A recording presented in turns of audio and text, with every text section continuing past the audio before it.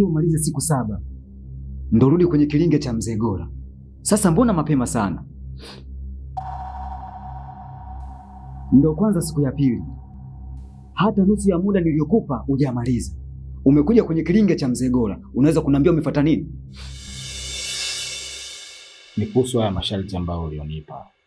Kiukweli changamoto imekuwa kubwa sana, hasa kwa huyo binti. Unajua kwenye hili sharti la kutokuongea naye, kiukweli limekuwa tatizo sana.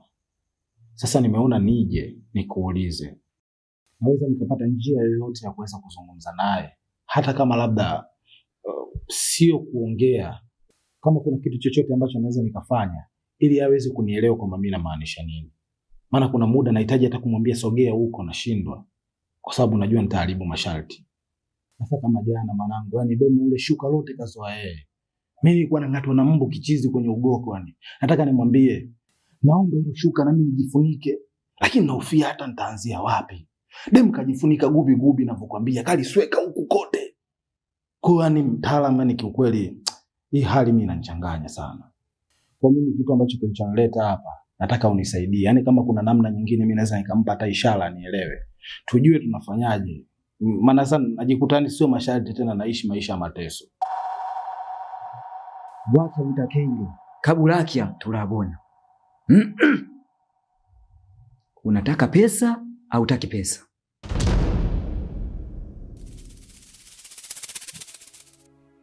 Pesa mimi nataka mtaalamu. Nenda kamalizie masharti yaliyobaki.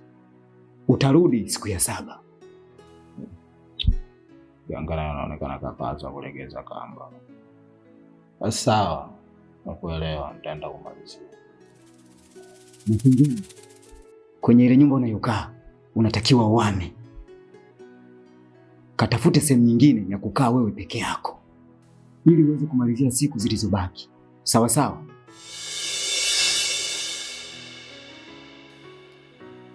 Sasa mtaalamu, mbona mambo mengine ya makusudi rafiki yangu? Kwa sababu unaelewa fika kwamba mimi mpaka nakuja hapa kwenye kilinge chako nakuja kupambana ili nipate pesa. Mimi mwenyewe naishi kwenye chumba kimoja tu na kulipa kodi yenyewe mbinde. Alafu mwisho siku unaniambia kwamba niende nikapange nyumba kubwa niishi peke yangu. Mimi hiyo hela naitoa wapi kwa kipindi hiki? Mimi sina hata senti 5 hapa unaponiona. Mimi ya nyekundu si.